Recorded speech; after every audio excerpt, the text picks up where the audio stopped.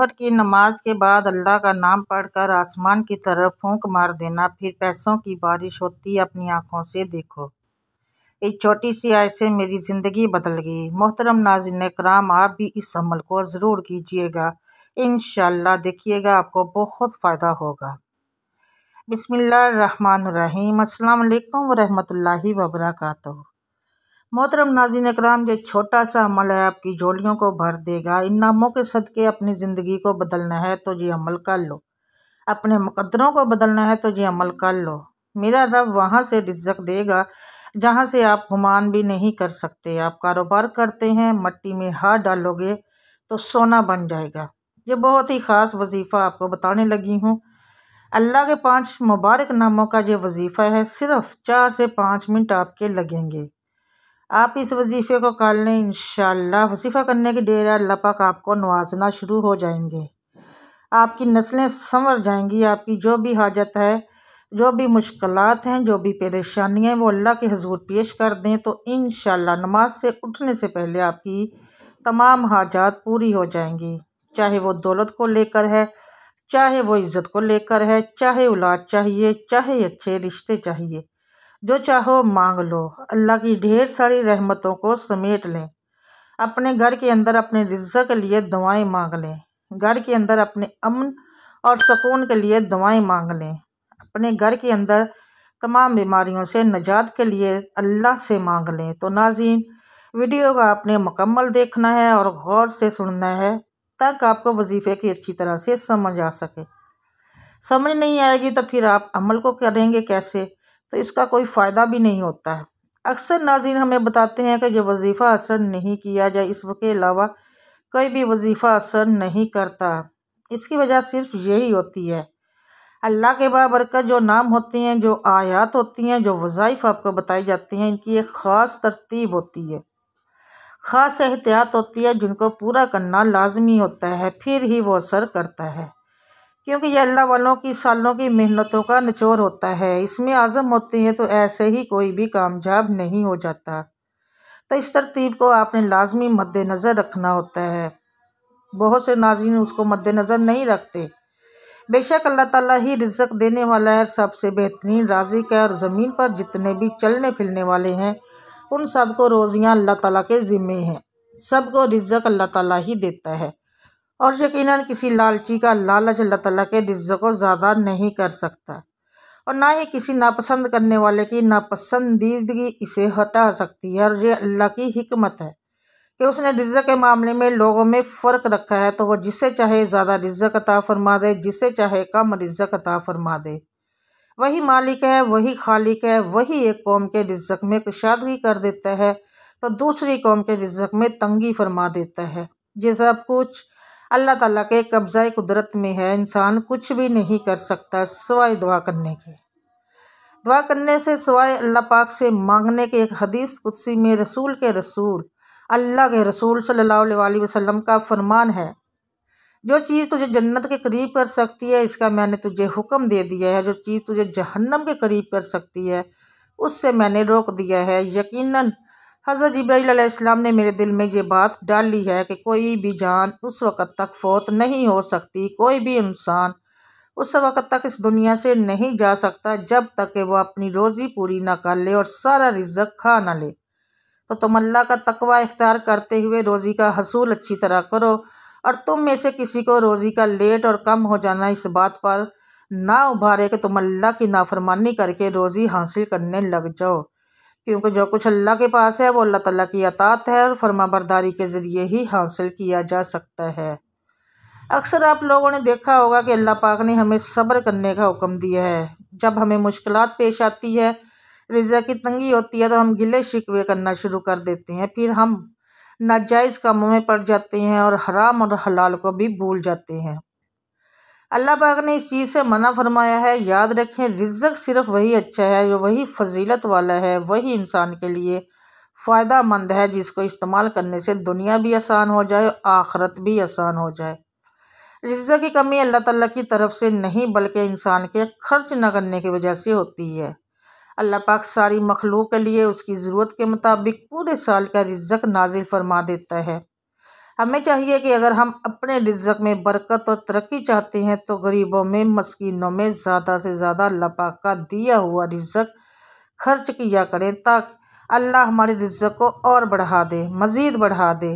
जैसा कि अल्लाह पाक ने फरमाया है, जब इनसे कहा जाता है कि जो रिज़्क़ खुदा ने तुमको दिया है इसमें से खर्च करो, तो काफिर मोमिनों से कहते हैं कि भला हम इन लोगों को खाना खिलाएं जिनको अगर खुदा चाहता तो खुद खिला देता। तो फिर अल्लाह पाक फरमाते हैं कि तुम तो साफ साफ गलती पर हो। एक किसान को देख लीजिए, वो एक बोरी बीज की खेत में बोता है और फसल उग जाने पर वो एक बोरी की जगह 70 बोरियां लेकर घर वापस लौट जाता है, मेहनत करता है। लेकिन अगर वो किसान ये सोचे कि सोचना शुरू कर दे कि मैं एक बोरी का बीज खेत में फेंक दूंगा और पता नहीं मुझे मिलेगा कि नहीं, तो फिर वो इसके कमज़ोर ईमान की निशानी है। इसी तरह जब हम गरीबों में, मस्कीनों में तकसीम करेंगे तो अल्लाह पाक 1 रुपये का अजर 70 गुना ज़्यादा बढ़ा कर देता है। तो नाज़रीन, अब हम वजीफ़े की तरफ चलते हैं। ये वजीफ़ा आपने कैसे करना है, इसकी तरतीब आप अच्छे तरीके से समझ लें और देख लें, सुन लें। सबसे पहले इस वजीफ़े को आपने शोर में नहीं करना, खामोशी में करना है, क्योंकि जब शोर होगा तो आपके कानों में मुख्तलिफ़ किस्म की आवाज़ें आएंगी, आपके ख़यालात भटकेंगे। शैतान तो चाहता ही यही है कि आपके ख़यालात को भटकाना है। जब आपके ख़यालात भटकेंगे तो फिर आपकी तवज्जो ख़त्म हो जाएगी और वजीफ़ा जो है वो असर नहीं करेगा। इसलिए आपने खामोशी में इस वजीफ़े को करना है। आप वक़्त मुकर्रर कर लें जब आपको खामोशी मुयस्सर हो। इसके अलावा बच्चा, बूढ़ा, मर्द, औरत, बेटा, बेटी, कोई भी इस वजीफ़े को कर सकता है। आप किसी के लिए इस वजीफ़े को करना चाहते हैं, आप कर सकते हैं। घर का एक फ़र्द कर ले, सारे घर की बरकत के लिए काफ़ी होगा। औरतें इसको ख़ास आयाम में भी कर सकती हैं। ये भी अक्सर कमेंट्स में पूछा जाता है, तो वीडियो में ये बातें बताई जाती हैं, तो एक दफ़ा वीडियो को मुकम्मल देख लिया करें और गौर से सुन के समझ लिया करें। कहीं पे बैठ के आप इस अमल को कर सकते हैं। सबसे पहले आपने औज़ु बिल्लाहि मिनश्शैतानिर्रजीम बिस्मिल्लाहिर्रहमानिर्रहीम को मुकम्मल पढ़ना है। दोनों को मिलाकर पढ़ा जाएगा तो एक शुमार किया जाएगा। आपने इसको 7 दफ़ा पढ़ लेना है। उसके बाद आपने दुरूद शरीफ पढ़ना है। एक मरतबा मेरे साथ भी पढ़ लें दुरूद पाक, ताकि हम सबको सवाब हो। अल्लाह ताला हमें इसमें पढ़ने में गलती, कोताही, ज़ेर ज़बर, पेश, शद मद की जो भी गलती हो अल्लाह ताला हमें माफ़ फरमाए। अल्लाहुम्मा सल्ली अला मुहम्मदिन व अला आलि मुहम्मदिन कमा सल्लैता अला इब्राहीम व अला आलि इब्राहीम इन्नका हमीदुम मजीद। अल्लाहुम्मा बारिक अला मुहम्मदिन व अला आलि मुहम्मदिन कमा बारिकता अला इब्राहीम व अला आलि इब्राहीम इन्नका हमीदुम मजीद। यह दुरूद इब्राहीमी है जो नमाज वाला दुरूद है। कोशिश किया करें कि ये दुरूद शरीफ ही पढ़ा करें, क्योंकि जिस तरह सब ज़िक्रों में अफजल ज़िक्र ला इलाहा इल्लल्लाह है, इसी तरह दुरूद शरीफ में भी जो दुरूद इब्राहीमी है वो सब दुरूदों से अफजल दुरूद है। उसके अलावा आप सल्लल्लाहु अलैहि वसल्लम भी पढ़ सकते हैं। आपने अपनी आंखें बंद कर लेनी है, तसव्वुर में हो कि अल्लाह पाक मुझे देख रहे हैं, मैं अल्लाह के सामने खड़ा हूँ या खड़ी हूँ, मेरी झोलियाँ भर रही हैं अल्लाह की ख़ास अनायत, अल्लाह का ख़ास करम मुझ पर नाजिल हो रहा है। और आपने अल्लाह के 3 नाम को तरतीब के साथ पढ़ना है। सबसे पहले आपने ज़ोहर की नमाज के बाद ये वजीफ़ा करना है और पहला अल्लाह का ज़ाती नाम है या अल्लाह या अल्लाह या अल्लाह। ये 100 मरतबा पढ़ना है और एक तस्बीह कर लेनी है। 100 मरतबा की एक तस्बीह। आपने तादाद का बहुत ज़्यादा ख्याल रखना है, क्योंकि तादाद बहुत ज़्यादा अहमियत रखती है किसी भी वजीफ़े में। वैसे तो अल्लाह के नाम होते हैं, आप जितनी मर्ज़ी तादाद में, चाहे करोड़ों की तादाद में पढ़ लें, लेकिन जब आप कोई वजीफ़ा करते हैं तो ये अल्लाह वालों ने इनकी तादाद मुकर्रर की होती है, इन्होंने इस पर मेहनत की होती है। तो इसलिए आपने या अल्लाह ऐसे ही समझ लें तादाद का, जैसे अगर आप कोई ताला खोलते हैं तो इसकी सही चाबी आप लगाएंगे तो फिर ही वो ताला खुलेगा। जो नंबर वाले ताले होते हैं इस पर भी आपने एक मखसूस नंबर लगाना होता है। वैसे तो कितने नंबर हैं, आप जितने मर्ज़ी लगाते जाएं, लेकिन जब तक वो मखसूस नंबर आप नहीं लगाएंगे वो ताला नहीं खुलेगा। ये भी वजीफ़े में भी ऐसा ही होता है। जो इनकी तादाद है इनको मद्देनज़र रखना है। इसके बाद आपने अल्लाह के ज़ाती नाम है, आपने इनको पढ़ना है।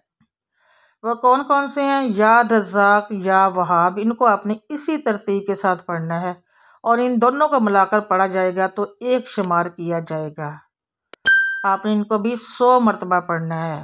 या अल्लाह अकेले को आपने 100 मरतबा पढ़ना है। इन दोनों नामों को मिलाकर आपने पढ़ना है और एक शुमार करना है, और आपने ये भी 100 मरतबा पढ़ना है। आप हाथ की उंगलियों पर अगर शुमार करना चाहें तो इस पे कर सकते हैं, अगर आपको याद रहे तो। कोई ऐसी तस्बीह ले लें जिसमें आपको तादाद का ध्यान रहे। तस्बीह में 101 दाना होता है, आप एक दाना छोड़ के कर सकते हैं। इसके बाद आपने 7 मरतबा ये आयत पढ़नी है जो आपको स्क्रीन पर नज़र आ रही है। अगर इसका स्क्रीनशॉट ले लें, नहीं तो ज़बानी याद है तो तब भी, अगर नहीं याद तो इसका स्क्रीनशॉट ले लें या लिख के रख लें। आपने ये आयत पढ़नी है।